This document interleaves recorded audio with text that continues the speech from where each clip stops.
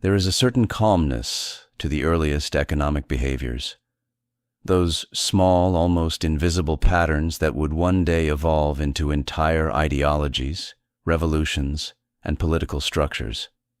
Long before economists existed, before governments debated budgets or central banks whispered about interest rates, humans were already acting out the foundations of economic theory without ever naming it. You can picture it.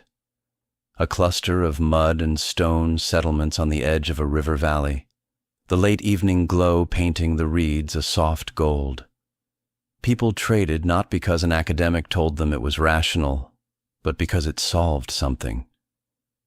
A fisherman had more salmon than he could eat.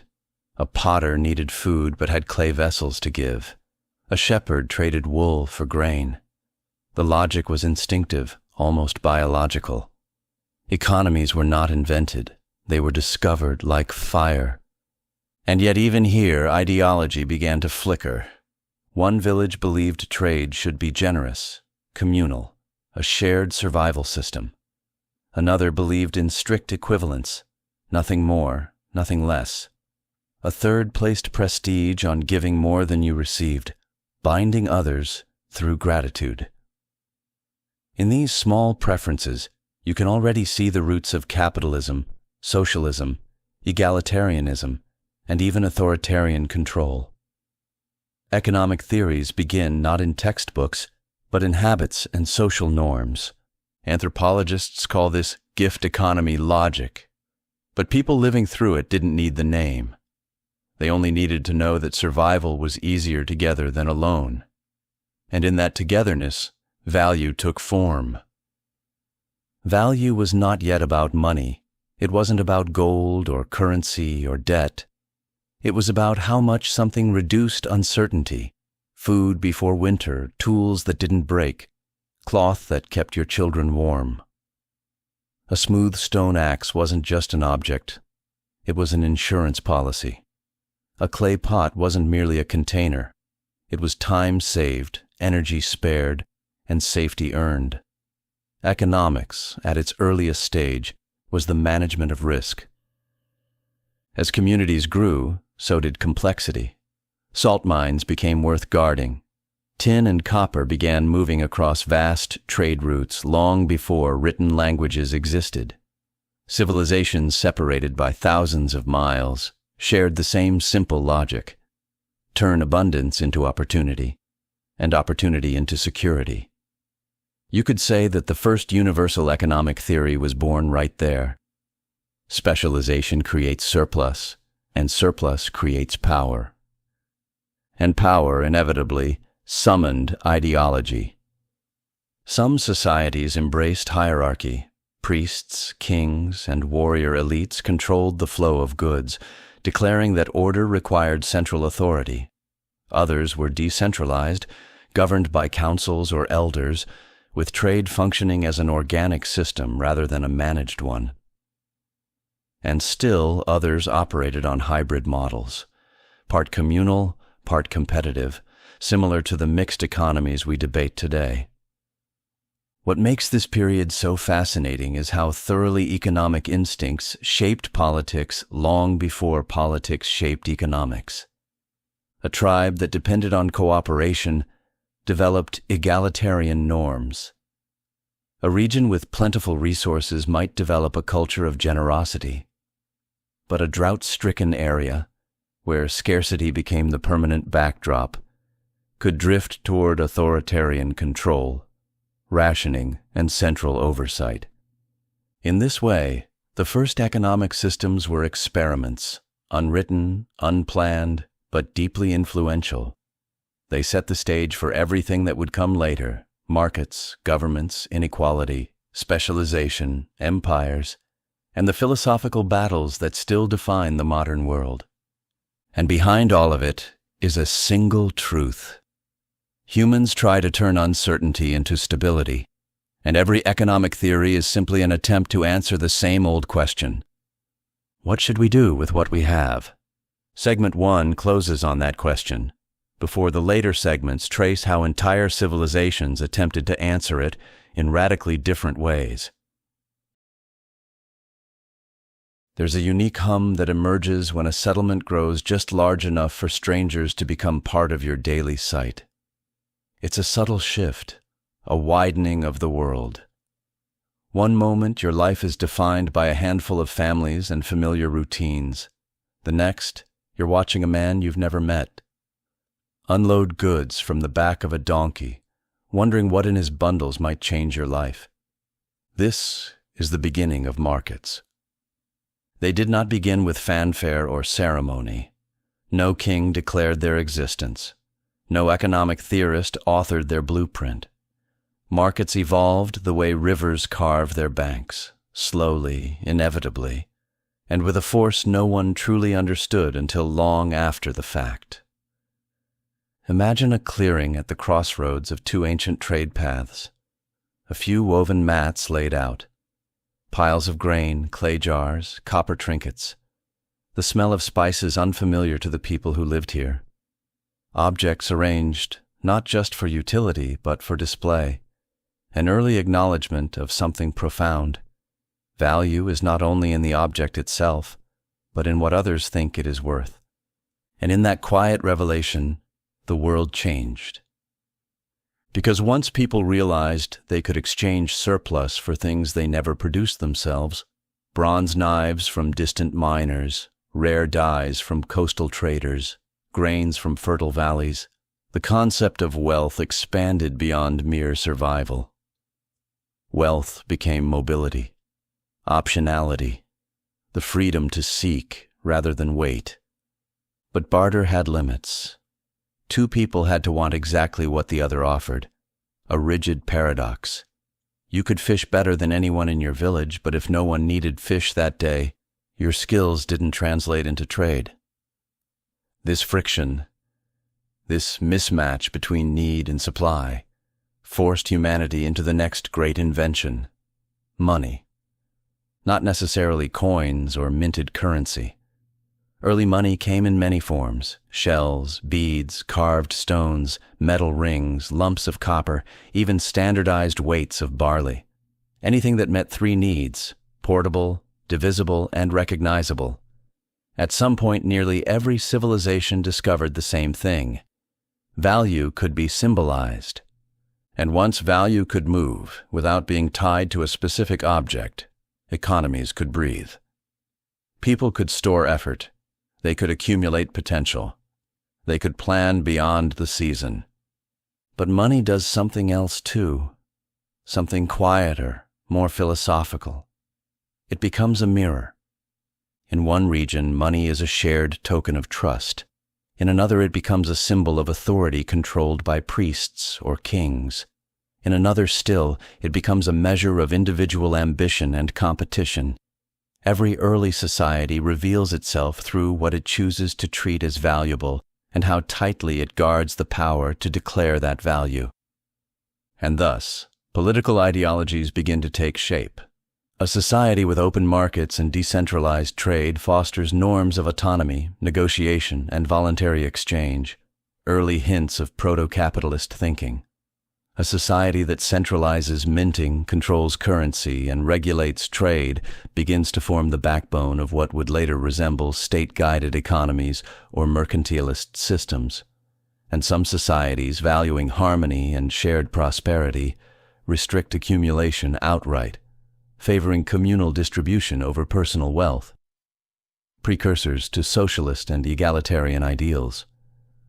Markets, money, and ideology grow together like three vines twisting around the same trellis. You cannot separate them. Because once money exists, questions inevitably follow. Who controls its supply? Who regulates its value? Who decides what it can buy? And who benefits from the system that emerges? These are not modern questions.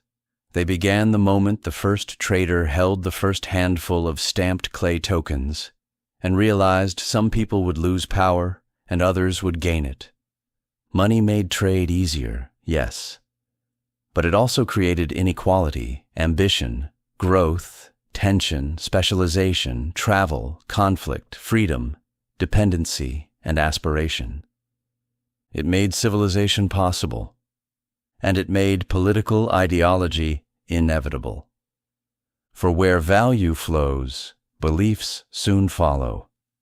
The rest of this documentary will trace those beliefs as they evolve from markets into philosophies, and from philosophies into the vast spectrum of political systems that still shape our world today. Civilizations do not rise in silence. They rise in the clatter of ambition. Grain being shoveled into state granaries, stone being hammered into walls, armies being fed and paid, temples being adorned with offerings meant to secure the favor of the gods. Behind every monument, every empire, every recorded victory is an economic engine steadily turning, quietly shaping the boundaries of what a civilization can attempt, sustain, or even imagine. But long before economics was formalized, the earliest states discovered something essential. Power is expensive.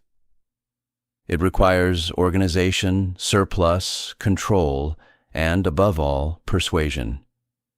Imagine a growing city-state along a bending river, its early walls expanding, its streets widening to handle new traders, craft workers, and foreign merchants.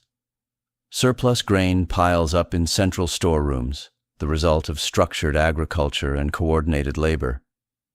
For the first time, a single authority begins to see the entire economy from a vantage point ordinary people never could. This vantage point gave rise to something new: economic management. The state discovered that by controlling grain storage, it could stabilize the seasons. By standardizing weights and measures, it could guarantee fair trade. By organizing labor for irrigation, it could multiply harvests. And by taxing goods at the city gates, it could fund everything else: soldiers, monuments, scribes, judges, and the elaborate machinery of early governance. But taxation introduced the first major conflict between economic theory and political ideology. What belongs to the individual, and what belongs to the collective? This question, first whispered in the halls of Sumerian temples, Egyptian courts, and early Chinese dynasties, has echoed across thousands of years, resurfacing under new names: property rights, redistribution, public goods, wealth inequality, state authority, freedom versus order. In the early days, there was no ideological vocabulary to describe these tensions, no capitalist, socialist, or libertarian labels. There was only practical necessity and the interpretations people placed upon it. For some, centralization was a miracle: irrigation canals that fed thousands, flood controls that protected cities, and coordinated defense against hostile neighbors. For others, it was domination: heavy taxes, forced labor, and elites growing fat from the grain stores while peasants sweated through each harvest. Every early empire faced this duality. The same actions that built stability also built resentment. The same efficiencies that fed millions also empowered a ruling class whose interests were not always aligned with the people they governed. The economics of early states reveal a foundational truth. Ideologies often emerge not from theory, but from lived experience, how citizens feel about the systems that govern them. In regions where states managed resources efficiently and fairly, belief systems arose that trusted authority and valued harmony. In places where elites exploited labor and hoarded wealth, resistance movements sprouted, some religious, some political, some violent. These weren't yet ideologies in the modern sense, but they were their proto-forms, early expressions of the belief that society should be organized differently. And here, the world begins to split. Civilizations like Mesopotamia and Egypt lean toward hierarchical, centralized redistribution, early forms of what we might now call state-managed economies. Meanwhile, in Greece, the seeds of market culture and competitive individualism began to grow, nurtured by geography, trade, and political experimentation. In China, Confucian principles emphasized order, agriculture, hierarchy, and the moral duty of rulers to ensure prosperity. A state-centric economic model, grounded in ethical governance. Different regions evolved different philosophies because each faced different conditions, but all shared one truth.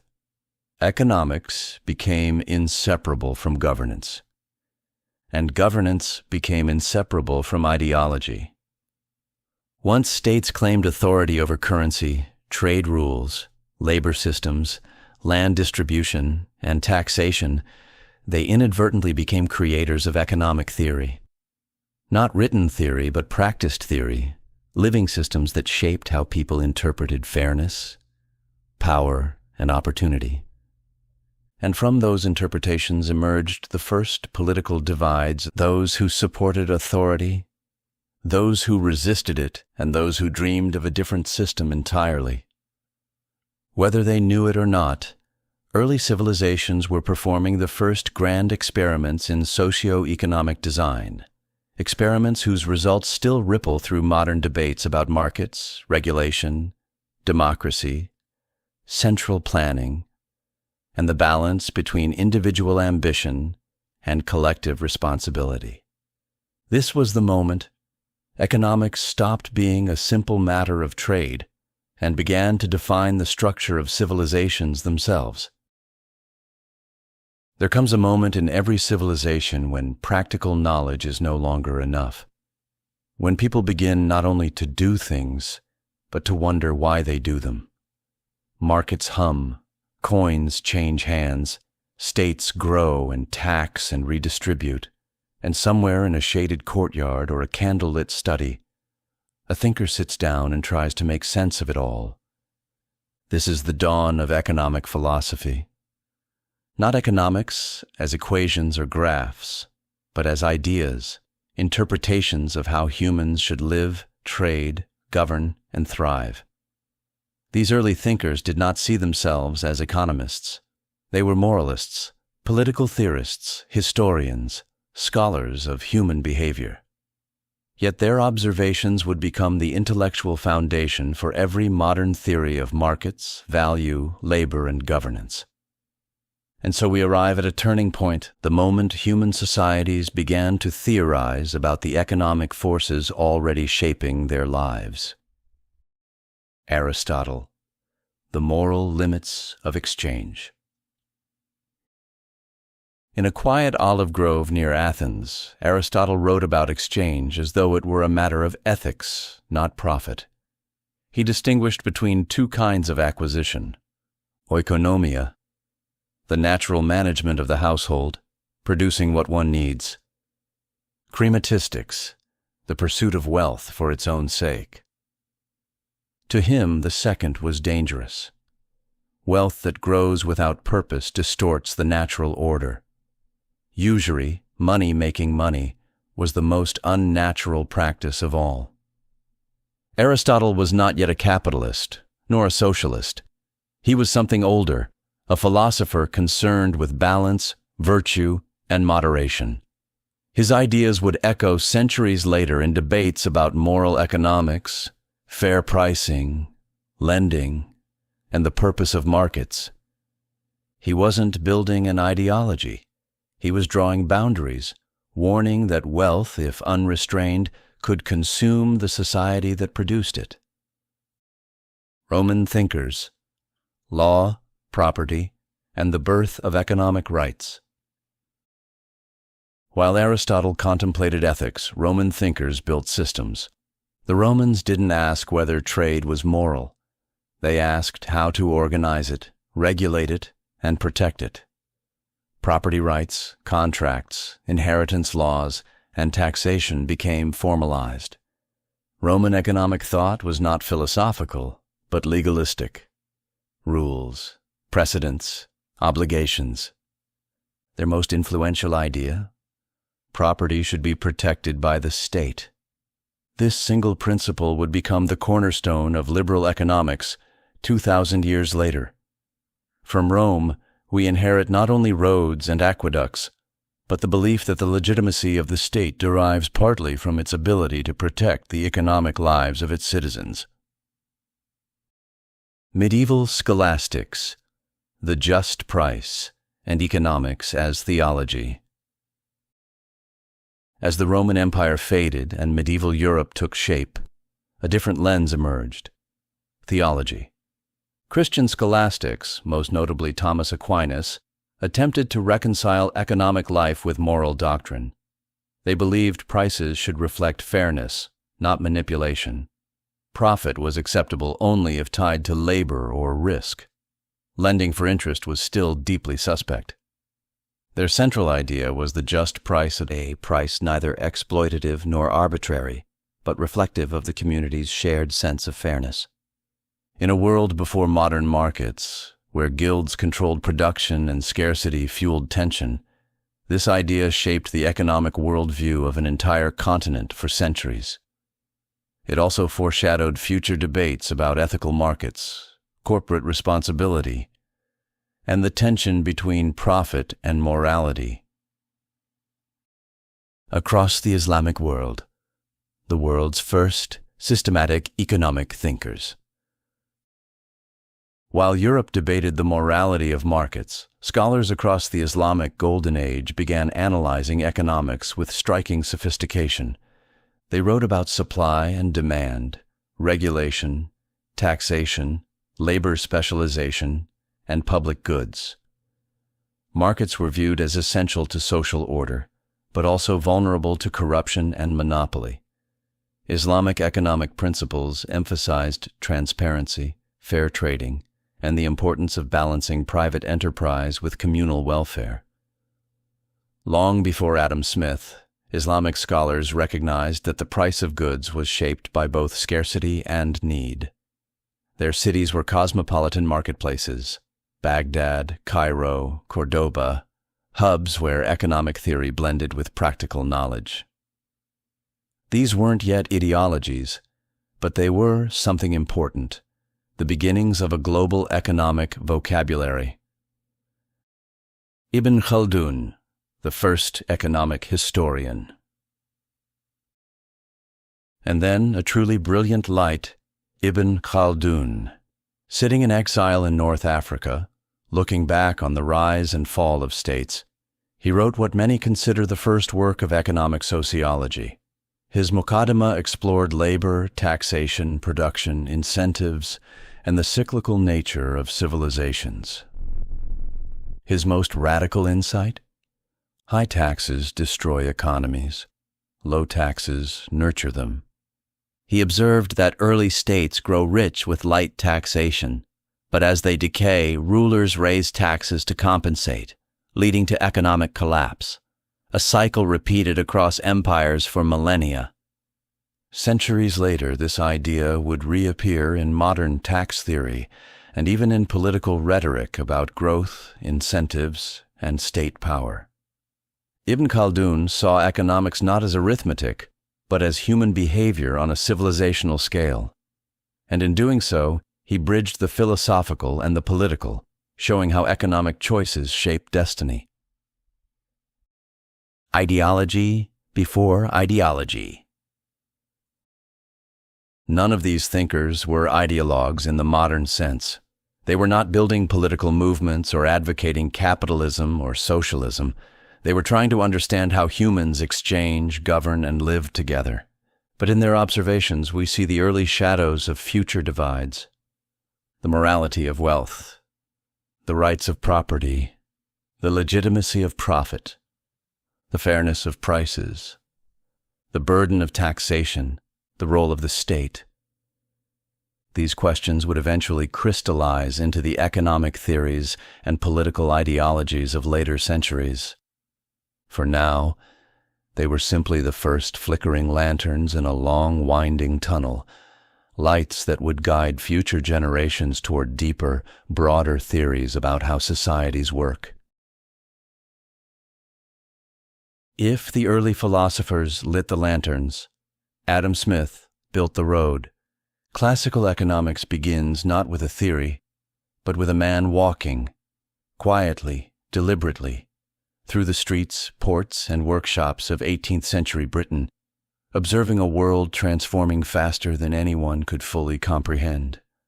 It was an age of spinning wheels and coal dust, of merchants who traveled farther than any philosopher dared imagine, of artisans becoming factory workers, and of nations beginning to realize that wealth was something far more expansive than the gold in their vaults. And at the center of it all was Smith, not as a statesman, not as an economist in the modern sense, but as a subtle watcher of human behavior. The Pin Factory and the Quantum Leap in Productivity. Smith famously described a pin factory, simple, unromantic, industrial, and yet within its walls, he saw the future. 10 men performing 10 different jobs produced thousands of pins a day. The same 10 men working separately would produce only a handful. Division of labor was not simply efficient, it was transformative. It allowed economies to explode in scale, complexity, and innovation. It created classes of workers, managers, inventors, and owners. It reshaped cities, trade routes, and even family structures. From this small example, Smith understood something immense. Productivity is the engine of wealth. Not conquest, not plunder, not sheer labor, but the intelligent organization of effort. The invisible hand, a metaphor that became an ideology. Smith's most famous idea is often misunderstood. He never meant that markets are perfect or that greed is noble. The invisible hand is a metaphor, an observation that people pursuing their own goals often create outcomes beneficial to society as a whole. But this only works under certain conditions: open competition, clear rules, transparency, fairness, limited but effective regulation. Smith understood that markets require moral foundations. In fact, he wrote an entire book before The Wealth of Nations about sympathy, virtue, and human motivation. He did not imagine unfettered capitalism. He imagined moral markets, where self-interest is guided, not weaponized. Here lies the fascinating overlap between economics and ideology. Different political movements latch onto different pieces of Smith's writing, selectively amplifying the parts that suit their narratives. Capitalists emphasize voluntary exchange and self-interest. Social democrats emphasize regulation and the common good. Liberals highlight property rights. Libertarians highlight minimal government. Smith himself was all of these things, and none of them. He was simply describing patterns. Free trade. Wealth through cooperation, not conquest. Smith challenged the dominant ideology of his time, mercantilism, the belief that nations gain wealth through hoarding, colonizing, and stockpiling gold. He saw something different. When two nations trade freely, both become wealthier, not because one wins and the other loses, but because each specializes in what it does best. He understood that global prosperity could grow like a living system, with every economy part of an interconnected web. This idea would eventually shape modern globalization, economic liberalism, and nearly every international trade policy of the modern world. And yet, every political ideology interprets free trade differently. Conservatives often support it for its efficiency. Progressives critique its inequalities. Nationalists fear its influence on sovereignty. Libertarians embrace its voluntary nature. Socialists worry about the exploitation behind it. Smith's work did not create these divides, but it illuminated them. The role of the state. More than minimalism. Contrary to modern caricatures, Smith believed the state had essential responsibilities: build infrastructure, provide education, establish justice, protect against monopolies, defend the nation, maintain basic public goods. He did not envision a weak state. He envisioned a wise one. Modern ideologies split around this point. Should the state simply set the rules? Should it intervene? Should it redistribute? Should it act as a steward of the economy? These debates trace their lineage directly back to Smith. Smith's legacy: the first coherent economic worldview. By the time he finished The Wealth of Nations, Smith had done something extraordinary, something no philosopher before him had accomplished. He connected individual choices to national outcomes. He connected markets to morality. He connected labor to value. He connected incentives to prosperity. He connected economic life to political philosophy. Smith did not preach a doctrine. He described a system, one with beauty, contradiction, fragility, and vast potential. It is impossible to overstate his influence. Every ideology, liberalism, conservatism, libertarianism, social democracy, neoliberalism, stands on ground he helped clear. He did not build a monument. He planted a forest. And the next 2 centuries of economic thought, Ricardo, Mill, Marx, Keynes, Hayek, would spend their lives wandering through it, pruning it, expanding it, or attempting to burn it down. Smith lit the modern world. The others would try to shape its shadows. The Industrial Revolution was no longer a whisper by the time David Ricardo and John Stuart Mill entered the conversation. It was a roaring furnace. Smoke curled above factory towns. Iron rails stretched across nations. Steam engines pulled people and goods at speeds once unimaginable. The world had grown larger and smaller at the same time, larger in possibility, smaller in mystery. But amid the noise of turning gears and the shouts of workers leaving the mills at dusk, a new kind of question emerged, one that Adam Smith could not fully answer. Why do nations trade the way they do, and what determines who benefits? Ricardo and Mill stepped into this moment like 2 cartographers of a new economic world, drawing maps not of territories but of incentives, productivity, and human behavior. They were not inventing capitalism. They were explaining its inner mechanics. Ricardo's Quiet Revolution, Comparative Advantage. Ricardo was a man fascinated by puzzles. Not the puzzles of morality or politics, but of mathematics, patterns, ratios, relationships between effort and output. Watching Britain and Portugal trade wine and cloth, he realized something profoundly unintuitive. A nation can benefit from trade even if it is worse at producing everything. This was the cornerstone of comparative advantage, one of the most powerful and misunderstood ideas in all of economics. To Ricardo, the key wasn't how good you were absolutely.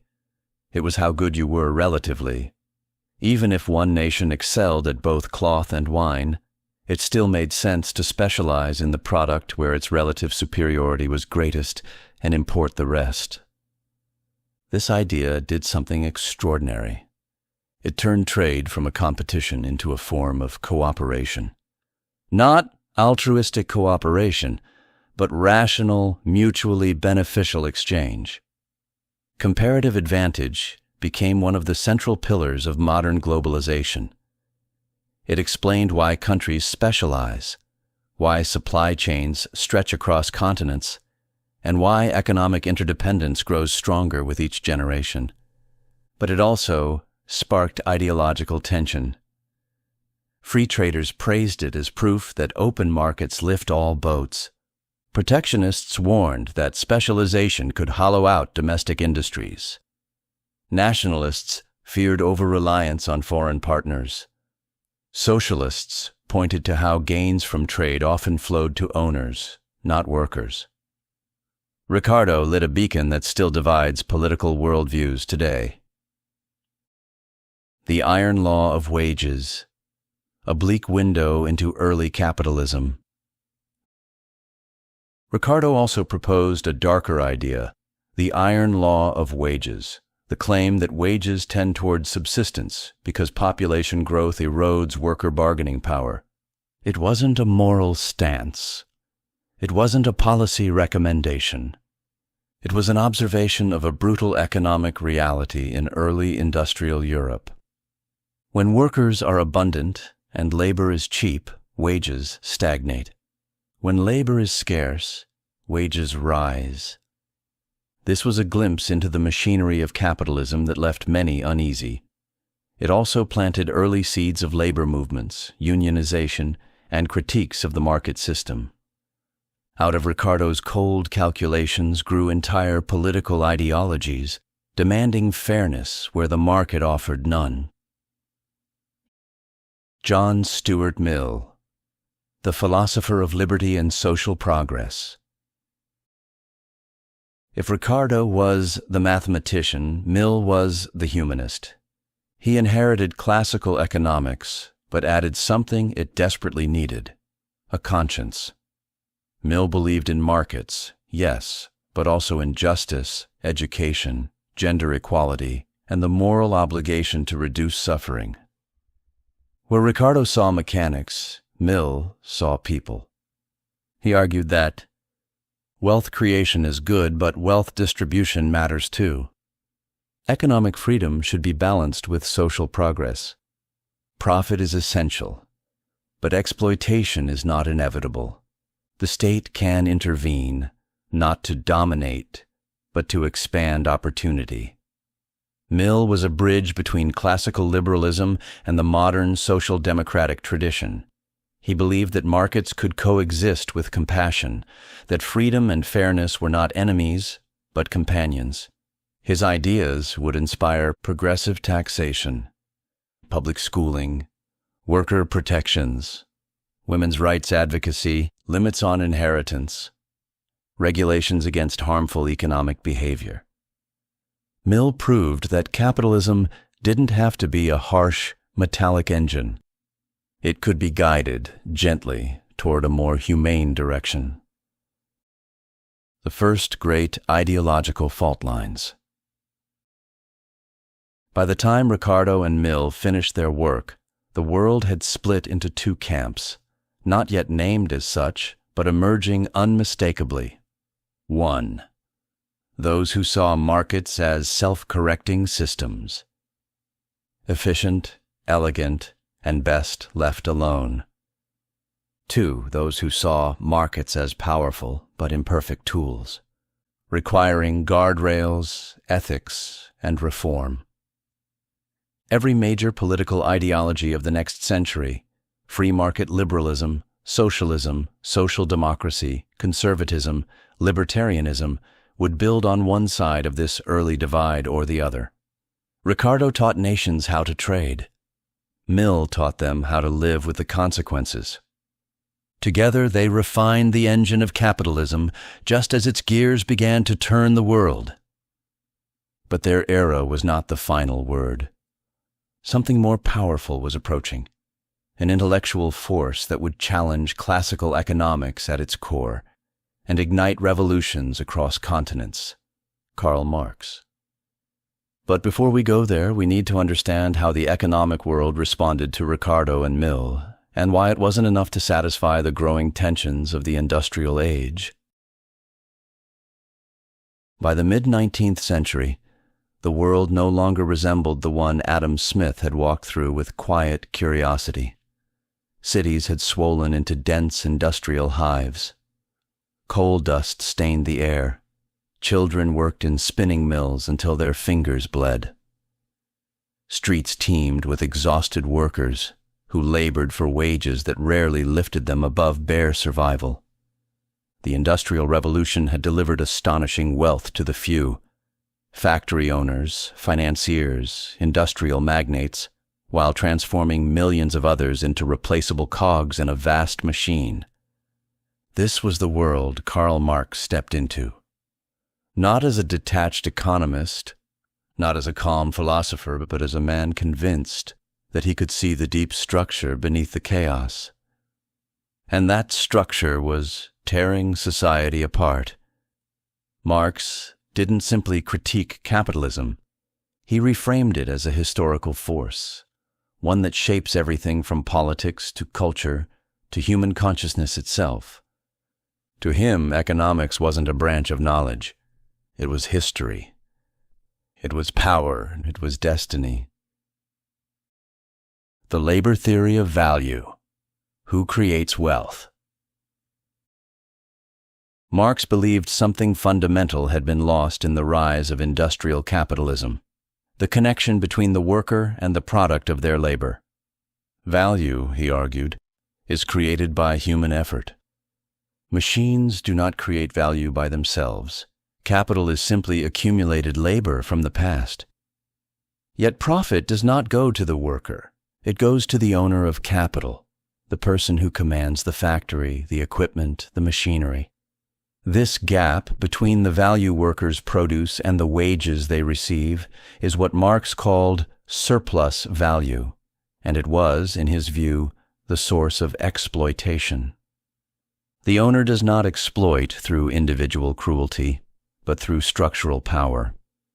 The power to hire, fire, and replace, the power to dictate wages, the power to capture the full fruits of labor. Marx believed this was not a flaw of capitalism, it was the essence of capitalism. Class conflict, the engine of history. History, Marx argued, is not a smooth progression of ideas or inventions. It is a series of battles between classes, masters versus slaves, nobles versus serfs, lords versus tenants, bourgeoisie versus proletariat. Each era organizes production differently, and each system creates its own dominant class. Under capitalism, the bourgeoisie control factories, banks, shipping, and land. The working class, the proletariat, controls only its labor. This imbalance guarantees conflict. To Marx, conflict is not optional. It is baked into the structure of capitalism, just as pressure builds inside a sealed container. The contradiction between capital and labor becomes sharper as industries grow, monopolies expand, and wealth concentrates. To him, capitalism is a brilliant engine, creative, dynamic, transformative, but also unsustainable. Alienation, the psychological cost of the economic machine. Marx wasn't only concerned with wages or profit. He was concerned with the human soul. He believed the industrial system had alienated workers in 4 ways. From the product, they do not own what they make. From the process, they have no control over their work. From others, competition isolates each person. From themselves, labor becomes mechanical, leaving no room for creativity. To Marx, this was spiritual injury. A system that should liberate human potential instead made people feel small, interchangeable, and disconnected. This theme would echo through modern social critiques, psychology, sociology, and political movements for the next century and beyond. Capitalism's contradictions, strengths that become weaknesses. Marx did not deny capitalism's brilliance. On the contrary, he admired its transformative power. He believed capitalism revolutionizes production, generates innovation, expands knowledge, connects the world, breaks old hierarchies, creates unprecedented wealth. But he also believed that its strengths become fatal flaws. Productivity outpaces demand. Wealth concentrates. Crises become cyclical. Workers are replaced by machines. Class divisions deepen. Political systems bend toward the interests of capital. In Marx's view, capitalism is both unstoppable and self-destructive. It sows the seeds of its own eventual downfall. Whether one agrees with him or not, The prophetic imagery he used, an economic system imploding under its own contradictions, became one of the most powerful ideological forces in modern history. Ideology crystallizes. Economics becomes politics. With Marx, economic theory no longer floated in the realm of quiet observation. It became a battle cry. His ideas would split the world into competing visions of society: Leninist communism, democratic socialism, social democracy, Marxist humanism, revolutionary syndicalism, anti-capitalist anarchism, labor movements across continents. And just as important, a wide spectrum of opponents emerged, each building its own ideological framework in response. Classical liberals defending markets, conservatives defending tradition and order, libertarians arguing for minimal state interference, neoclassical economists countering labor value with marginal utility, capitalists leaning into competition and innovation as social goods. Marx was not just another economist. He was a turning point. With him, economics became inseparable from political identity. Systems of production became systems of belief. Every debate about markets, wages, property, class, or state power became tinted by the long shadow he cast. Whether revered or reviled, Marx forced the world to confront an uncomfortable question. Is our economic system a natural expression of human freedom, or is it a structure that shapes us more than we shape it? This question remains one of the defining tensions of the modern age. By the late 19th century, the world of economics had become a battlefield. Marx had ignited a fire, an intellectual and political blaze that spread across Europe's factories and universities. Workers organized, owners worried, states trembled. For many, it felt as if society stood on the edge of a permanent divide. But beneath this turbulence, something quieter was happening in the minds of a new generation of thinkers. They believed the classical theories of Smith, Ricardo, and even Marx, brilliant as they were, had missed something essential about human behavior.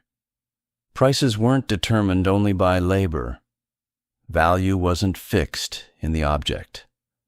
Wealth wasn't simply about production or exploitation. Value, they argued, was something subtler, something psychological, dynamic, personal. And so began the marginal revolution, a turning point that would redefine economics and lay the foundation for nearly every modern model used today. The puzzle of value.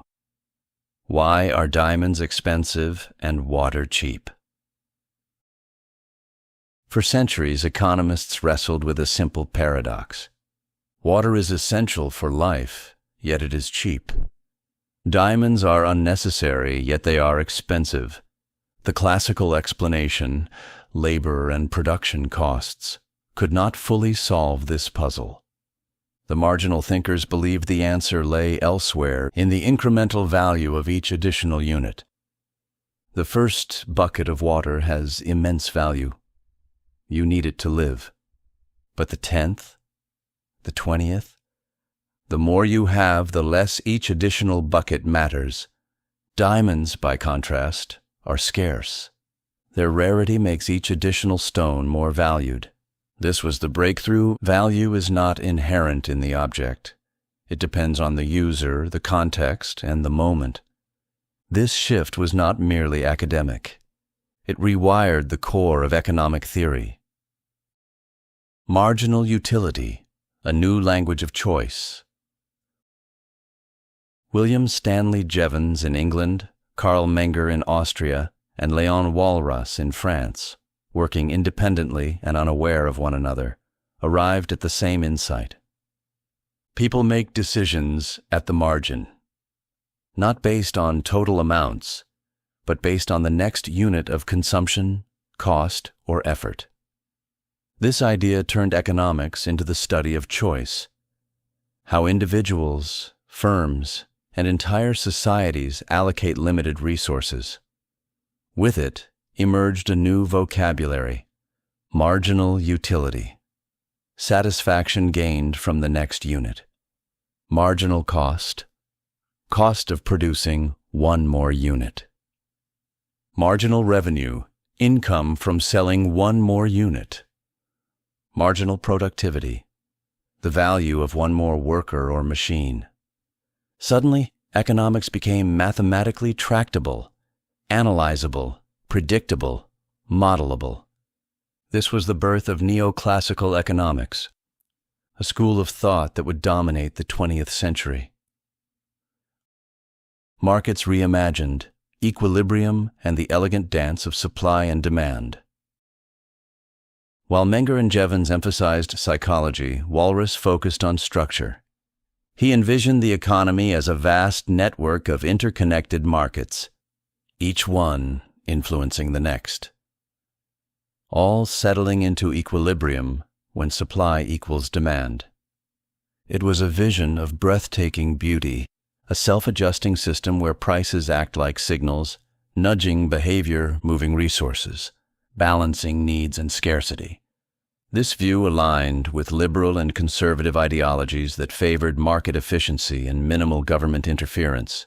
But it also became the intellectual target of socialist and interventionist thinkers who argued that markets do not always settle into fair or stable outcomes. The debate between equilibrium and intervention still shapes politics today.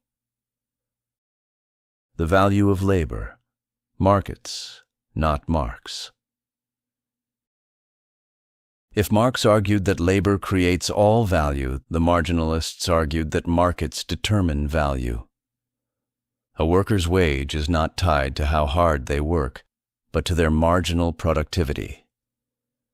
What they contribute to the final output compared to the next best alternative. This was more than a theory. It was a direct response to Marx.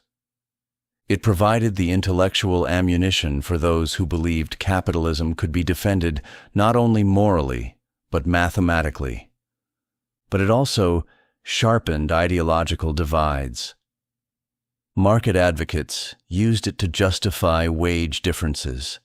Critics argued it ignored power dynamics and bargaining inequality. Where Marx saw exploitation, neoclassical economists saw incentives and efficiency. Two worlds, two lenses, two radically different interpretations of the same system. The rise of the rational economic actor. Neoclassical thinkers assumed something bold. Humans respond predictably to incentives. They weigh costs and benefits.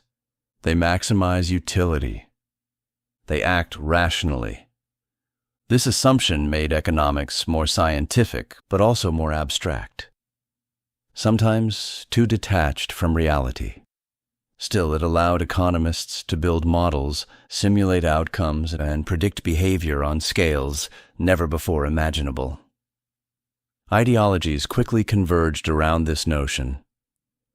Libertarians embraced rationality as proof that individuals should be free. Conservatives used it to defend market-driven order. Social democrats argued that rational actors need protection from structural disadvantages. Socialists critiqued the assumption entirely, insisting that power, class, and inequality distort choice. The marginalists didn't settle the ideological debate. They expanded it. A new foundation, a new battle. By the dawn of the 20th century, economics had shifted dramatically. Value came from utility, not labor. Prices coordinated behavior. Markets were seen as efficient systems. Mathematics became central. Rationality became assumed. But the world was changing in ways the marginalists did not anticipate. Inequality was rising. Monopolies were forming, economic crises loomed, workers were organizing, empires were fraying. A new challenge was approaching, one that would shake the foundations of both capitalism and classical economics. The Great Depression would force economists to confront a haunting realization. What if markets do not correct themselves? What if equilibrium is not enough? What if an economy can fall and keep falling without any invisible hand to lift it back up? This question marked the beginning of the next seismic chapter in economic thought, and a new rivalry that would define the next century, Keynes versus Hayek. By the early 20th century, the world had become a powder keg. Industrialization had reshaped continents. Empires were collapsing. Urban populations were exploding. And beneath everything, the global economy was a labyrinth of credit, speculation, production, and fragile trust. Then came the earthquake, the Great Depression. Factories went silent. Bank windows shattered as crowds demanded their vanished savings. Farmers burned crops they couldn't sell.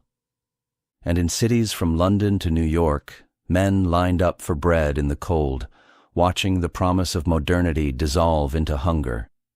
The old economic models, beautiful, rational, equilibrium-bound, had no answers. Markets had not corrected themselves. Rational actors had not saved the system. The invisible hand, for the first time, felt absent. Into this void stepped two men whose ideas would shape the economic and political world for the next century: John Maynard Keynes and Friedrich August von Hayek. They were not enemies, they were not caricatures. They were two brilliant minds grappling with the same question: how do you save a collapsing economy? Their answers could not have been more different. Keynes, the doctor for a sick economy. Where classical economists saw the economy as a self-healing organism, Keynes saw something far more human, an anxious, emotional, unpredictable system, vulnerable to panic. The Great Depression convinced him that markets can freeze, investment can evaporate, confidence can collapse, and without intervention, an economy can spiral downward indefinitely. To Keynes, recessions were not moral failures or natural purges. They were failures of demand. When people stop spending, businesses stop producing. When businesses stop producing, workers lose jobs. When workers lose jobs, they stop spending even more. A vicious cycle. His solution? The state must step in, not forever, not to control everything, but to stimulate demand when the private sector falters. Government spending, public works, deficit financing. Not as ideology, but as treatment. Keynes imagined the state as a doctor. When the patient is well, let them live freely. When the patient collapses, intervene quickly and forcefully. This wasn't socialism. It was a pragmatic, stabilizing force. And it worked. Governments around the world adopted Keynesian ideas to recover from the Depression and later to rebuild after World War II. For decades, Keynesianism became the dominant economic worldview, a cornerstone of social democracy and centrist liberalism. Hayek, the prophet of freedom and the warning against control. If Keynes saw the state as a doctor, Hayek saw it as a dangerous sculptor, one that might reshape society according to its own flawed vision. Hayek believed the economy was a vast, intricate web of information. Millions of individuals making decisions based on local knowledge, what customers want, what materials cost, what risks feel worth taking, What innovations seem possible? No government, no committee, no central planner could ever gather or process this information effectively. The market, with its prices, incentives, and decentralized decision-making, was the best information processor humans had ever created. Intervention, Hayek warned, was not simply inefficient. It was a slippery slope. Small interventions would lead to bigger ones. Controls would require more controls. And eventually, freedom would be traded for order. His famous work, The Road to Serfdom, warned that even well-intentioned economic planning could gradually erode both liberty and democracy. Hayek was not indifferent to suffering, but he believed the cure, central planning, was worse than the disease.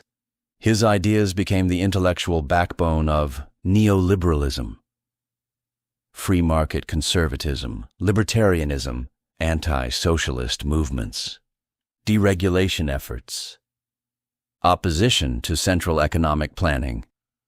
Where Keynes saw salvation in the state, Hayek saw salvation in freedom. A duel of worldviews, short-term versus long-term, intervention versus autonomy. Keynes and Hayek debated passionately. They wrote letters, they critiqued each other's works, they influenced presidents, prime ministers, revolutionaries, and economists for generations. And yet, they shared mutual respect. They weren't gladiators in an arena. They were architects of competing visions. Their differences can be summarized simply. Keynes' markets fail in the short term. The state must stabilize demand. Crisis requires intervention. Human psychology destabilizes economies. Hayek, markets allocate information no state can manage. Intervention distorts incentives. Plans become authoritarian. Freedom is the cornerstone of prosperity. It is important to see that neither man was simplistic. Keynes didn't want command economies. Hayek didn't want unregulated chaos. They were two halves of a larger truth. An economy needs both freedom and stability, both decentralization and safety nets, both creativity and resilience. The world continually swings between them.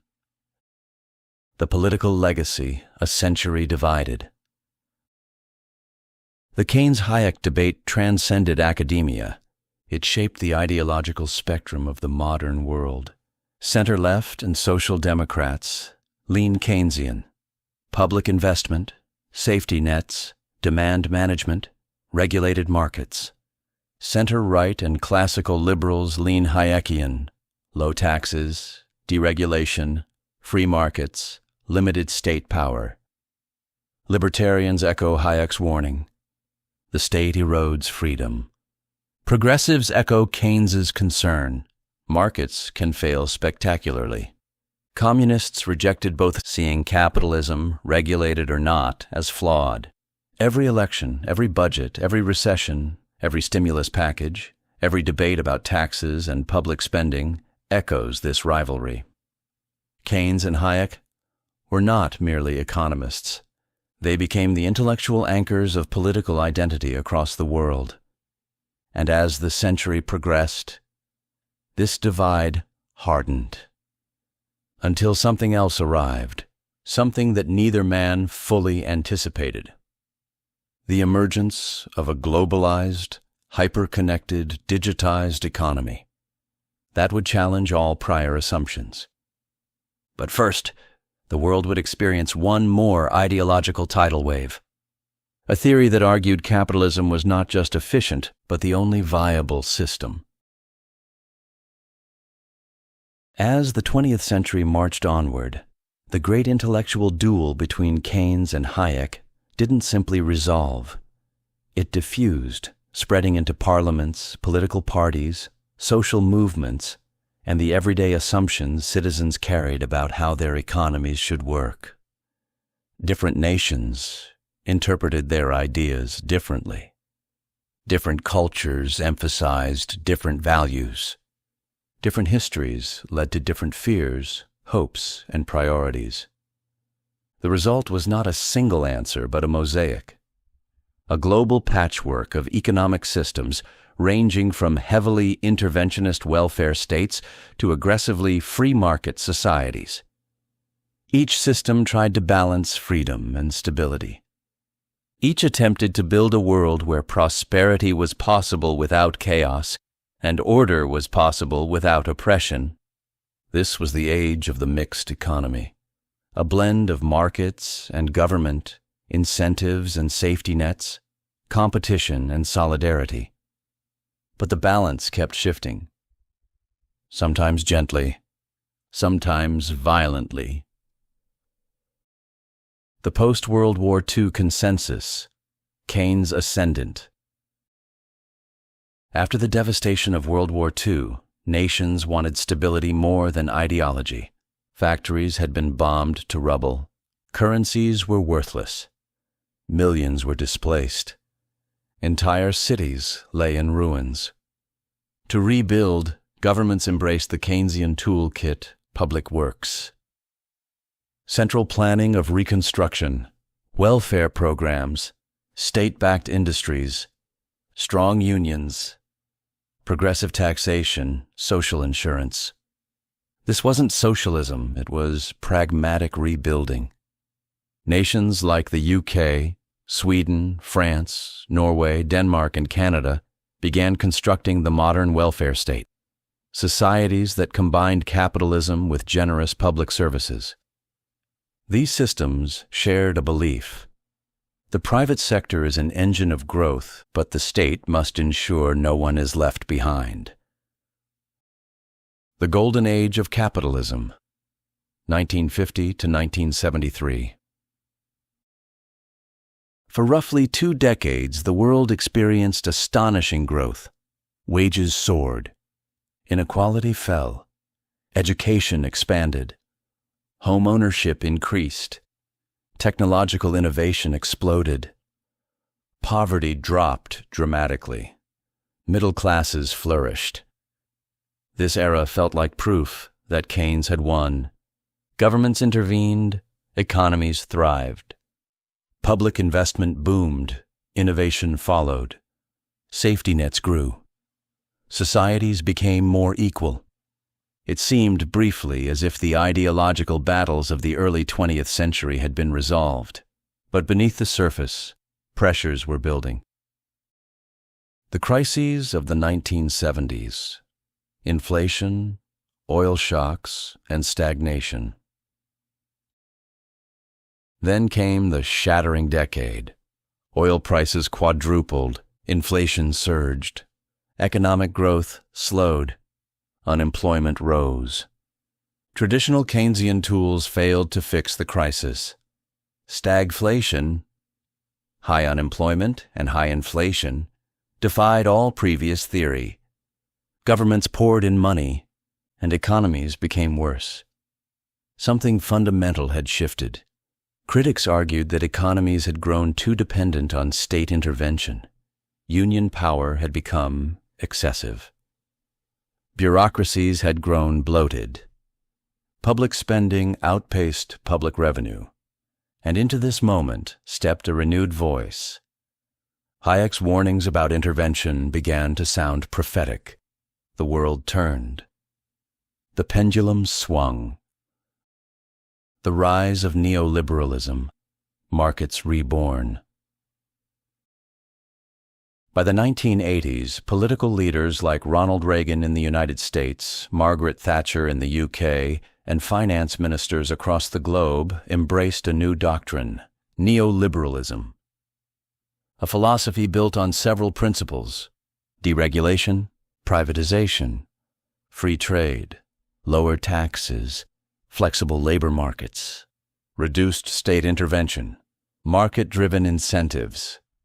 Neoliberalism was not classical laissez-faire capitalism. It was a modernized, globalized version. A belief that markets, when freed from excessive constraints, could deliver prosperity more efficiently than centralized planning or heavy regulation. It reshaped the world. National airlines were privatized. Telecom and energy sectors were deregulated. Trade barriers fell. Financial markets globalized. Capital flowed freely across borders. Supporters argued that neoliberal reforms unleashed innovation and competitiveness. Critics argued they empowered corporations, weakened unions, and widened inequality. Both were right. Neoliberalism ignited economic growth in some nations and social anxiety in others. The mixed economy matures, compromise without consensus. By the late 1990s and early 2000s, most developed nations settled into a hybrid model: markets for efficiency, governments for stability, welfare states for fairness. This mixed economy existed everywhere, but with local flavor, Nordic nations built generous welfare systems and competitive markets.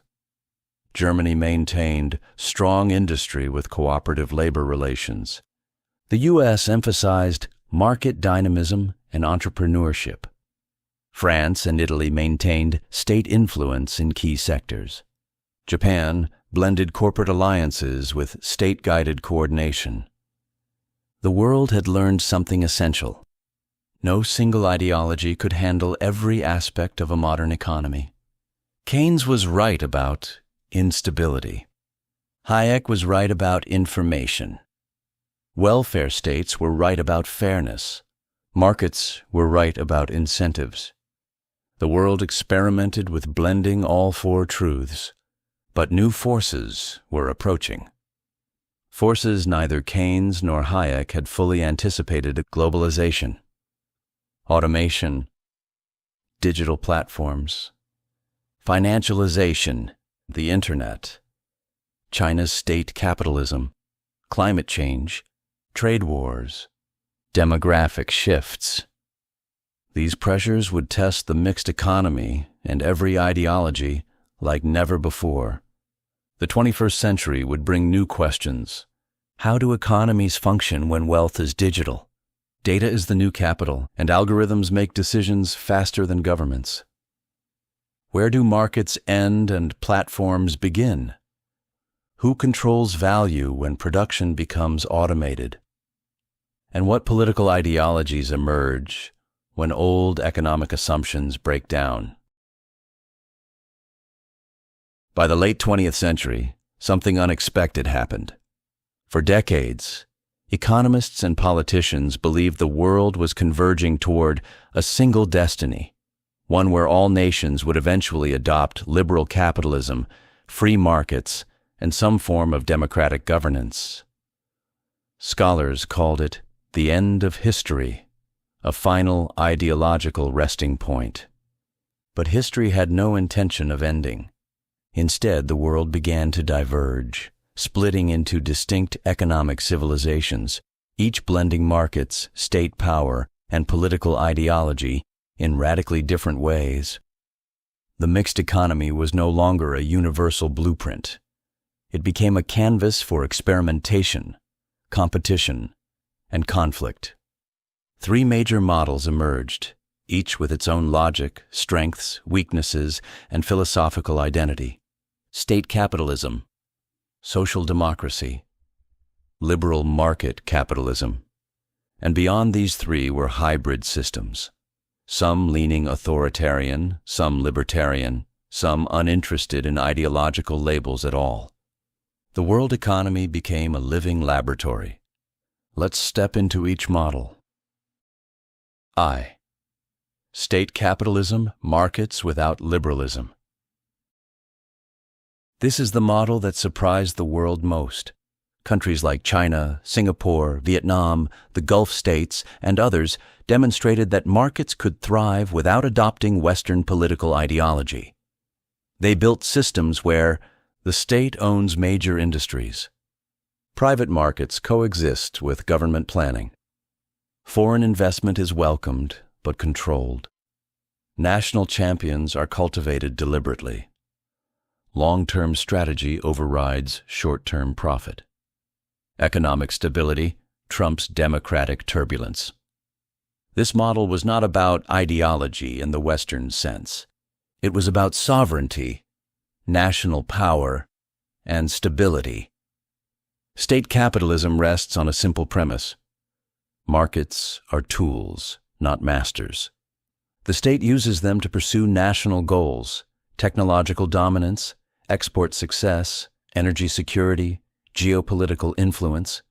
It blends capitalist production, socialist-style planning, nationalist strategy, authoritarian governance. Critics argue it suppresses freedom and distorts competition. Supporters argue it outperforms chaotic democracies. Either way, state capitalism became one of the defining systems of the 21st century. Second, social democracy. Markets with a moral compass.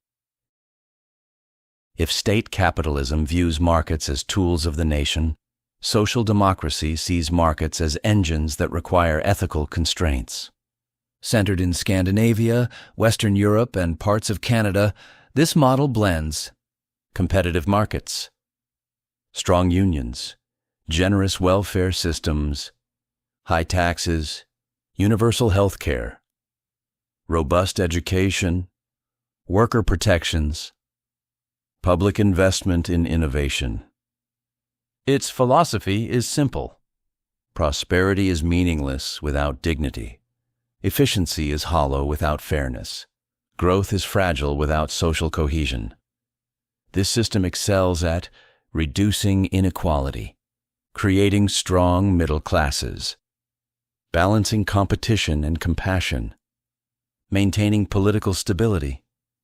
Critics argue it stifles innovation, burdens businesses, and creates dependence.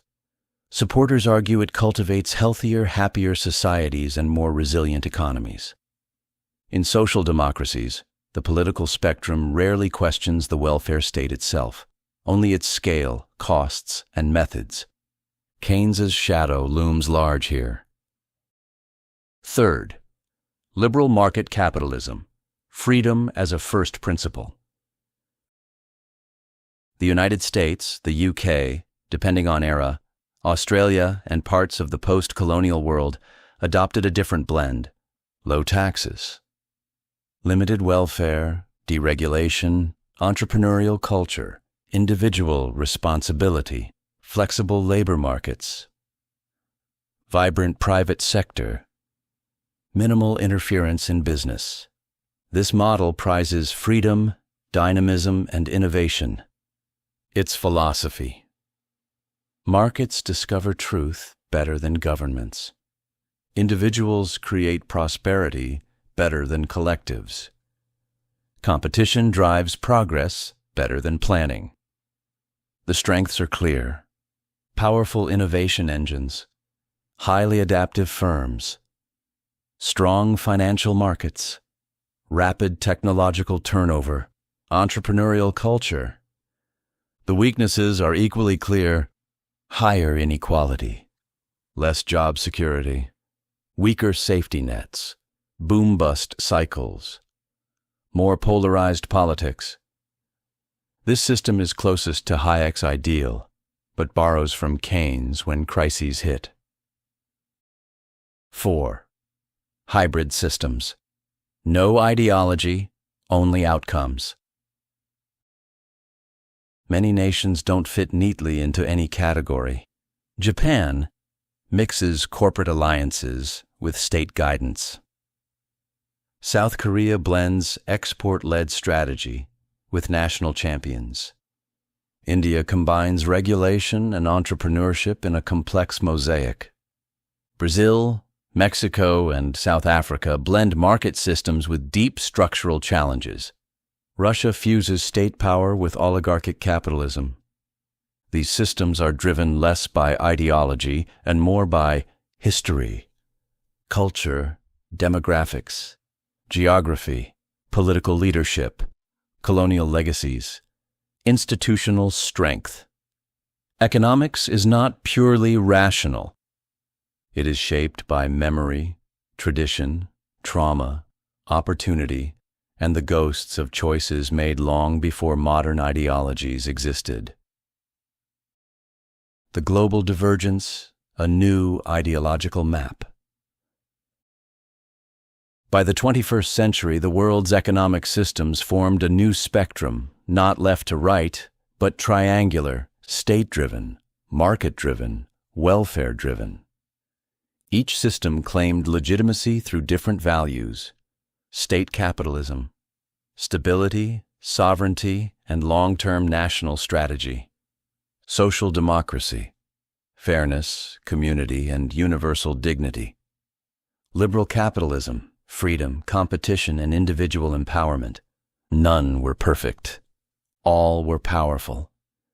And for the first time in generations, the global ideological conflict wasn't just capitalism versus socialism. It was capitalism versus capitalism. Different models competing over efficiency, fairness, and sustainability. But new pressures were rising: globalization, automation, climate change, demographic shifts, and digital monopolies. These pressures would push each model toward crisis, forcing them to adapt or falter.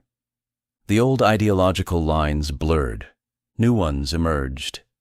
We were no longer debating whether the state or the market should dominate.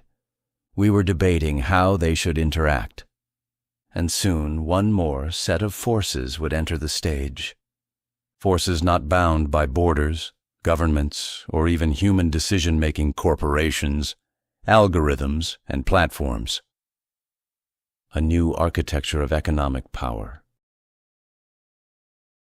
At the turn of the 21st century, something profound happened to the global economy.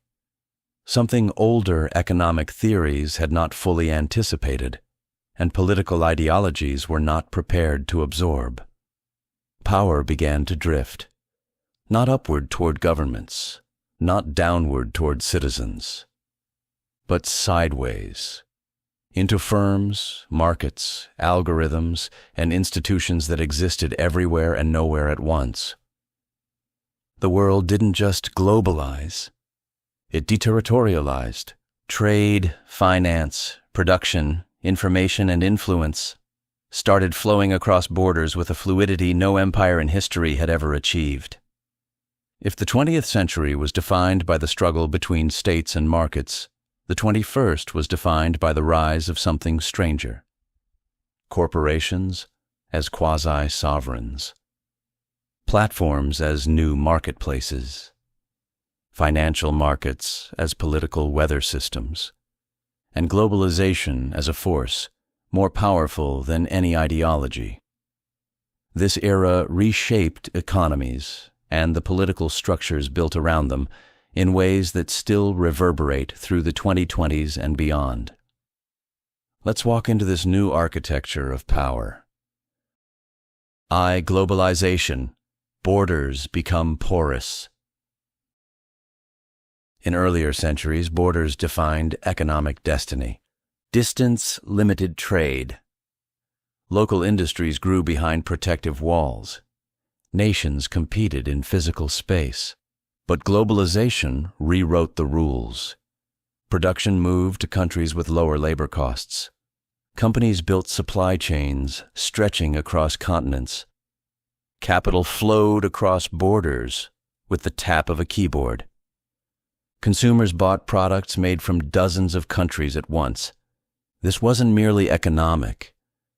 It was civilizational. Globalization rewarded efficiency, scale, and integration. It challenged governments, trying to regulate industries that no longer lived inside their borders. It weakened local producers, empowered exporters, and complicated national political debates. Left-wing parties struggled with the tension between labor protection and global cooperation. Right-wing parties struggled with the tension between free trade and national identity. Globalization didn't pick sides. It scrambled them. 2. Financialization, when money earns more than work. If globalization reorganized production, financialization reorganized value.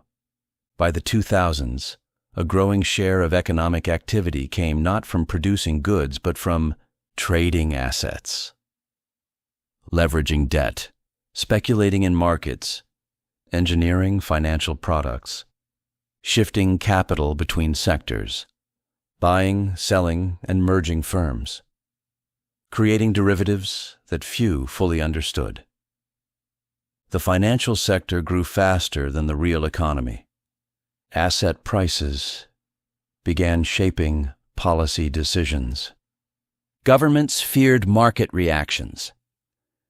Households tied their wealth to housing bubbles, market booms, and pensions dependent on global finance. Financialization wasn't inherently evil. It funded innovation, lowered borrowing costs, and created liquidity. But it also amplified inequality. Those who owned assets soared upward. Those who lived on wages struggled to keep pace. Here, ideological lines blurred again. Free market advocates celebrated financial efficiency, but worried about moral hazard. Progressives criticized speculation but used financial tools to fund public policy. Conservatives embraced markets, but feared bubbles. Libertarians distrusted both government bailouts and centralized finance. Finance became the weather, unpredictable, global, and indifferent to borders. Third, multinational corporations, the new empires. By the 2010s, the world's largest corporations were no longer merely businesses. They were systems, ecosystems, infrastructures, global actors with more influence than many nation-states. Tech giants became platforms through which billions communicated, worked, shopped, argued, and organized. Retail giants shaped supply chains that determined working conditions across continents. Pharmaceutical firms controlled life-saving innovations. Energy corporations influenced climate and geopolitics. These firms did not belong to any ideology.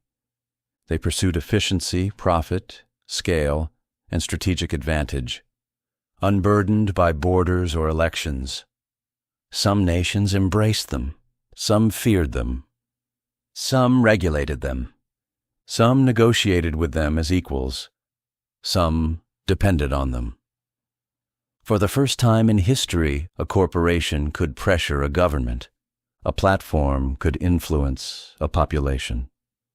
A supply chain disruption could threaten national security. A tech algorithm could shape political discourse. Economists struggled to categorize this. Ideologies struggled to respond. The old vocabulary, capitalism, socialism, regulation, free trade, felt insufficient. The world had entered a post-industrial, post-national phase of capitalism. 4. Platforms, the new marketplaces. Something else emerged. Digital platforms, Amazon, Google, Facebook, Alibaba, TikTok, and others became new marketplaces that controlled information flow. Customer access, data harvesting, surveillance infrastructures, advertising systems, social identity, public attention. In classical economics, markets were decentralized spaces where buyers and sellers chose freely. Platforms changed that. They became private, centralized markets, algorithmically curated, bordered by terms of service, shaped by invisible protocols, and governed by corporate boards rather than democratic institutions. Ideologies struggled here too. Libertarians saw platforms as private entities with rights. Progressives saw them as unregulated monopolies. Conservatives saw them as threats to traditional culture. Socialists saw them as new engines of exploitation. Centrists saw them as necessary but dangerous infrastructures. Platforms became the new commons without being public. Nation-states lose control. The great irony of the 21st century is this. As the world globalized, nation-states tried to cling to ideological identities, but their actual power became constrained. Can a government regulate a corporation larger than its GDP? Can borders stop financial flows? Can domestic labor laws control global supply chains? Can democracies manage social media misinformation? Can trade policies stop automation? The influence of ideologies weakened not because they failed, but because the playing field changed beneath them. The world had entered a new phase of political economy, where states, markets, and corporations were locked in a triangle of competition and interdependence. And in that triangle, corporations often held the most agility. 6.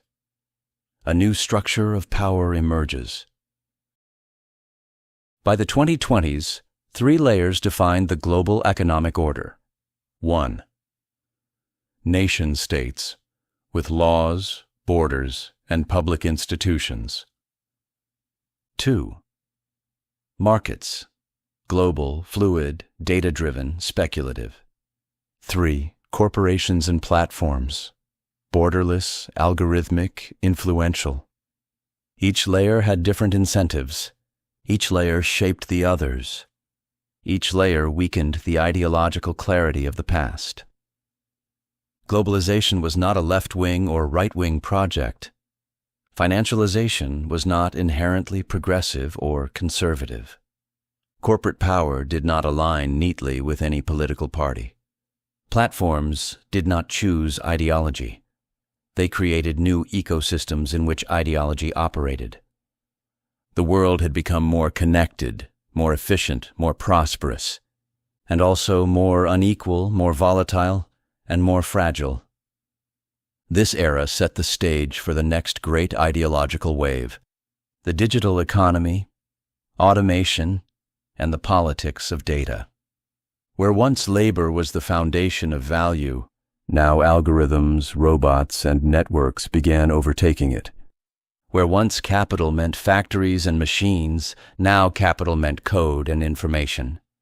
And that shift, quiet at first, would soon reshape economics and politics once again. The 21st century brought a quiet revolution, one not marked by smoke-filled factories or roaring engines, but by silent lines of code, machine learning models, and robotic arms moving with uncanny precision. Unlike past technological shifts, which replaced certain tasks, automation and AI began replacing entire categories of labor. Not slowly, not predictably, but with an accelerating momentum fueled by data, algorithms, and exponential processing power. For thousands of years, human labor was the foundation of economic value. People worked, society grew. People stopped working, society struggled. But now the old equation was breaking. Machines worked without fatigue. Algorithms analyzed without bias. Robots assembled, welded, packaged, and transported with near-perfect efficiency. Neural networks discovered patterns invisible to human eyes. This wasn't a war on labor. It was a fundamental restructuring of what labor even means. Let's walk slowly through this shift, through the way automation and AI begin to redefine work, value, and the political ideologies built upon them. From replacing muscles to replacing minds. Humans have been outsourcing muscle for centuries. Water wheels, windmills, steam engines, diesel motors, hydraulic presses. But digital automation began outsourcing the mind. Algorithms replaced clerks. Chatbots replaced customer service agents. Machine learning replaced junior analysts. Diagnostic tools challenged doctors.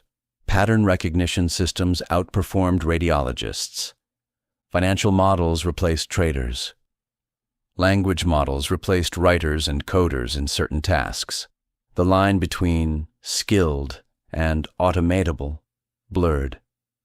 Past industrial revolutions replaced physical laborers first. This one began replacing middle-class cognitive workers, the backbone of modern economies. Ideologies weren't prepared. None of them had built-in theories for what happens when productivity increases without human participation. 2. The productivity paradox. More output, fewer jobs. For centuries, productivity growth created new jobs as fast as it eliminated old ones. The tractor destroyed farm labor but created manufacturing labor. The computer destroyed typists but created entire tech industries. But AI-driven automation threatened to break this pattern. A single algorithm could replace hundreds of routine office roles. A robotic warehouse could run with a fraction of the workforce. Automated trucks, once perfected, could displace millions of drivers. A predictive policing system could reduce administrative staff. A self-training language model could replace entire content departments. For the first time in economic history, productivity could rise without translating into broad-based employment. This was the paradox. The economy grew. Unemployment didn't always rise, but wage stagnation persisted, and job security eroded. Many workers drifted toward gig work, part-time arrangements, temporary contracts. Economies became more flexible, but also more precarious. Third, the return of inequality. The winner-take-all economy. Automation concentrated wealth in new ways. Owners of algorithms gained exponentially. Designers and engineers earned well. Data became the new capital. Intellectual property replaced factories. Platforms scaled without hiring. Markets rewarded software far more than labor.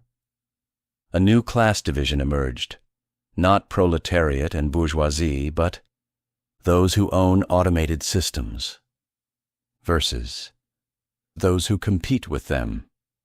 This division mapped poorly onto traditional ideologies. Liberals saw opportunity and inequality. Conservatives saw innovation and cultural upheaval. Progressives saw exploitation and concentrated power. Libertarians saw free markets and technological liberation. Socialists saw a renewed case for collective ownership. Centrists saw the need for new safety nets. The map scrambled. Nothing fit neatly anymore. 4. Post-labor politics. New questions, old assumptions. As automation accelerated, societies began asking questions that classical economics never fully addressed. What does full employment mean when machines produce most output? Should jobs be protected, or should people be supported outside traditional employment? Is universal basic income the next welfare state? Who owns data? Who owns the algorithms that generate wealth? Can labor still capture value in an automated system? Should robots pay taxes? Should AI-generated productivity be redistributed? These were no longer philosophical hypotheticals. They became urgent political questions. Left-wing thinkers argued for stronger safety nets, UBI, job guarantees, or public ownership of algorithms. Right-wing thinkers argued for deregulation, innovation freedom, and reskilling. Technocrats focused on smoothing transitions and retraining labor forces. Libertarians emphasized individual adaptation and market-led evolution. Social conservatives worried about social fabric, identity, and purpose. Everyone saw different threats, Everyone saw different opportunities. Automation wasn't just an economic shift, it was a cultural one, a psychological one, a civilizational one. V. AI and the unbundling of skill. For centuries, economic power came from mastering skills, craftsmanship, knowledge, specialized education. AI began unbundling skill into components, pattern recognition, memory, prediction, optimization, creativity, language formation. Systems could replicate components individually, outperforming humans in narrow domains. This unbundling changed how labor markets valued expertise. A radiologist who spent a decade in training could be outperformed by a model trained on millions of images. A translator could be replaced by a neural network with universal language understanding. A software engineer could be supplemented or displaced by code-generating systems. The meaning of expertise changed, and with it the meaning of inequality. 6. The philosophical question, what is value without labor? Classical economics imagined an economy built on land, labor, capital. AI introduced new inputs, data, computation, model architectures, information networks. If machines produce value, what does labor mean? If algorithms earn revenue, who gets the income? If productivity is detached from human effort, what anchors wages? This wasn't the end of jobs, but the end of the job-centric economy. A new model was forming. Still blurry, still unproven, the post-labor economy. An economy where human purpose, identity, and meaning must be redefined. An economy where the political ideologies of the past, left, right, center, are forced to reinvent themselves. We stand today not in the final act, but in the opening scenes of this transformation. And it sets the stage for the next ideological question of the century. Who controls the algorithms? Who controls the platforms? And who controls the digital wealth created by systems that no longer depend on human hands? That question carries us into the next segment. By the late 2010s and early 2020s, something subtle but seismic began to shift. Not in factories, not in finance, not in trade routes or GDP graphs, but in the invisible architecture of identity, attention, and belief. Economics had already globalized. Corporations had already scaled beyond borders. AI and automation had already begun reshaping labor. But now, the political systems themselves, the stories people tell about the world, the tribes they belong to, the ideologies they cling to, were being rewritten by forces no economist from the past could have imagined. Not banks, not governments, not philosophers, but platforms, algorithms, networks, digital communities, recommendation engines that knew you better than you knew yourself.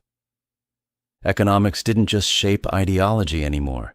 Ideology emerged from the digital terrain itself. Fractured, accelerated, personalized, and emotional. This was the dawn of the platform age, where beliefs spread like contagions, tribes formed like constellations, and economic identity became inseparable from online identity.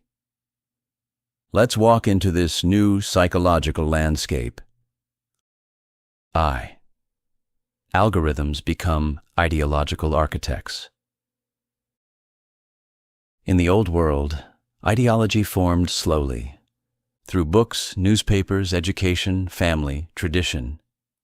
In the digital age, ideology became dynamic, adaptive, and algorithmically shaped. Platforms discovered that the most profitable content wasn't calm analysis or measured debate. It was outrage, identity, fear, certainty, belonging, validation, community conflict. Algorithms didn't care about ideology, they cared about engagement. But engagement reshaped ideology. People weren't merely choosing beliefs. Beliefs were being chosen for them, selected by invisible systems that amplified whatever kept users scrolling. This produced two major outcomes: ideological fragmentation. Small, tightly knit digital tribes formed around hyper-specific economic and political views. Bitcoin maximalists, anti-globalists, universal basic income futurists, crypto-libertarians, platform cooperativists, anti-AI craft guilds, data privacy advocates, techno-progressive accelerationists. Ideology splintered into 1,000 micro-philosophies. Ideological acceleration. Ideas spread faster than institutions could respond. A policy debate that once took decades could explode globally in a week. The result was a world where ideology became liquid. Second, digital tribes replaced traditional classes. In the industrial era, economic identity was rooted in class: workers, owners, middle class, elites, industrial laborers, professionals. In the digital era, class still mattered, but new tribes emerged that transcended traditional economic categories. Crypto tribes that saw decentralization as the new revolution. Techno-optimists who believed AI would unlock utopia. Degrowth communities who saw endless economic growth as a planetary threat. Gig economy nomads disconnected from geography. Platform-dependent creators whose income relied on algorithms. Anti-tech populists who rejected digital influence entirely. People who once might have aligned along left versus right now aligned along centralized versus decentralized, human-driven versus machine-driven, global versus national, open source versus proprietary, climate first versus growth first. Traditional ideologies didn't disappear. They dissolved into fluid networks. Economic identity was no longer just about income or job type. It was about digital location, community, and algorithmic context. Third, the attention economy replaces the industrial economy. In the 20th century, economies revolved around manufacturing power, financial capital, physical labor, natural resources. In the 21st century, a new form of capital emerged: attention. Platforms monetized it. Creators competed for it. Corporations engineered it. Politicians exploited it. Movements rose and fell with it. Attention became currency dash, and ideology became the marketplace in which that currency was exchanged. Economic debates weren't won with data or logic. They were won with stories, symbols, memes, avatars, viral narratives, emotional resonance. And because platforms optimized for engagement, they rewarded the most vivid, polarizing, confident worldviews, regardless of their economic coherence. This created ideological inflation. More extreme positions were needed to break through the noise. 4. Data becomes the new factor of production. In classical economics, production required land, labor, capital. In the digital age, production increasingly required data, compute, algorithms, network effects, attention, platform access, data generated passively by billions of people, became a new form of surplus value. But who owns that value? Corporations, governments, individuals, nobody, everybody. Ideologies diverged. Techno-libertarians, all data should be free. Progressives, data belongs to individuals and must be protected. Socialists, data is a collective resource. Neoliberals, data is an asset to be monetized. Authoritarians, data is a tool for national control. A new kind of class. Conflict formed those who generate data versus those who own the systems that harvest it. 5. Economic inequality turns into identity inequality. The digital economy did something unexpected. It allowed individuals to curate entirely different realities. Two neighbors, sitting in identical apartments, could live in different ideological universes. One consumed libertarian content. Another absorbed socialist commentary. A third fell into conspiracy networks. A fourth immersed themselves in techno-utopian futurism. Inequality became not just economic, but epistemic -- an inequality of information, narratives, and worldview. Economics and ideology no longer operated on shared ground. They fractured. 6. The political system strains under digital pressure. Nations built in the industrial age were suddenly trying to govern platform monopolies. Global data flows, algorithmic manipulation, AI-generated propaganda, gig worker precarity, decentralized finance, digital tribalism. Old left-right debates no longer mapped cleanly onto digital realities. Governments struggled to regulate companies whose architecture spanned continents. Citizens demanded protections against systems they didn't fully understand. Corporations became arbiters of speech, commerce, and identity. The modern political landscape became more polarized, more emotional, more fragmented, more reactive, more digital, more tribal. And through it all, one truth became clear. Economic ideologies could not be disentangled from digital ecosystems. The platform age didn't invent new ideologies at first. It reshaped the terrain on which all ideologies fought. And it set the stage for the final transformation of this documentary, where economics, politics, technology, and human purpose collide fully.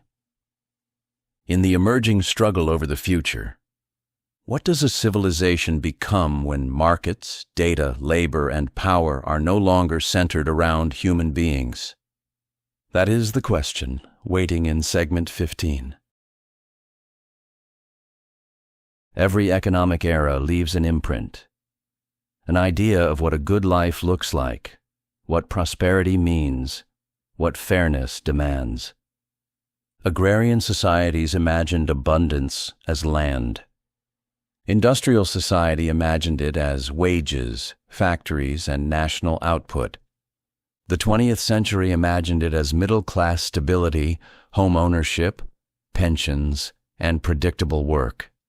But in the 21st century, with globalization, automation, AI, digital ecosystems, and algorithmic power, we are drifting toward an unprecedented horizon, a world where scarcity weakens, labor detaches from survival, and meaning becomes the new wealth.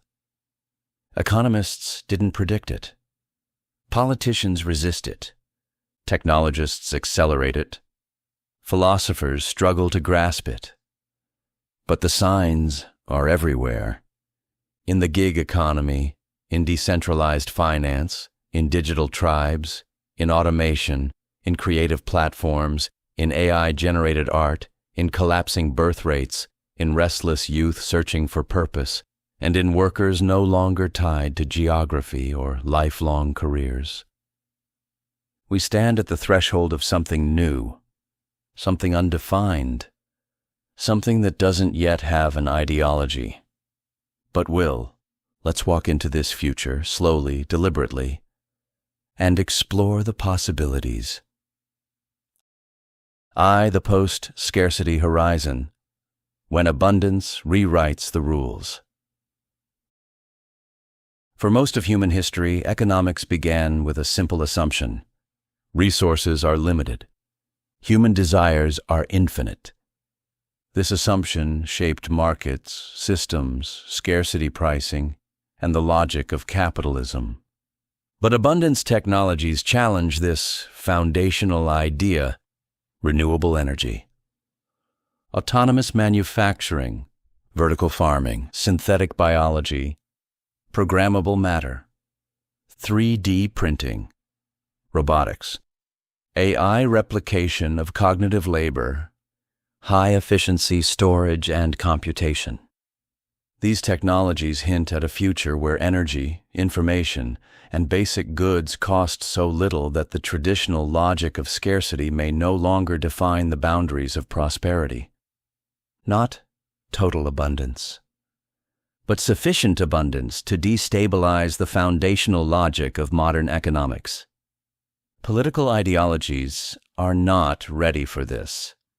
None are designed for abundance.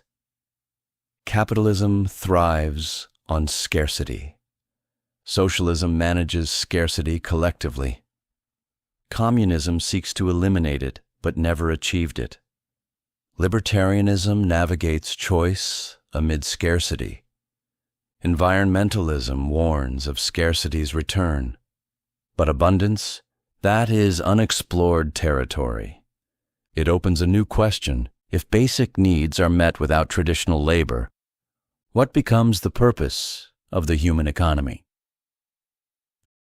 Second post-work society, when labor is optional. Automation and AI do not eliminate all work, but they threaten to eliminate the necessity of work. When machines produce food, build homes, diagnose illness, create entertainment, write code, and manage infrastructure, what remains uniquely human? Not repetitive tasks, not administrative routines, not memory or pattern recognition, not standardized production, not predictable interactions. What remains are things machines can assist with, but cannot embody: empathy, creativity, ethical judgment, relationships, narrative construction, meaning-making, curiosity, wonder, self-direction. Work becomes more about purpose than survival, more about identity than necessity. This shift transforms politics. Left-wing ideologies debate universal basic income, job guarantees, and collective ownership of automation. Right-wing ideologies debate traditional family roles, personal responsibility, and cultural stability in a job-light world. Libertarian ideologies debate decentralized income systems and voluntary digital economies.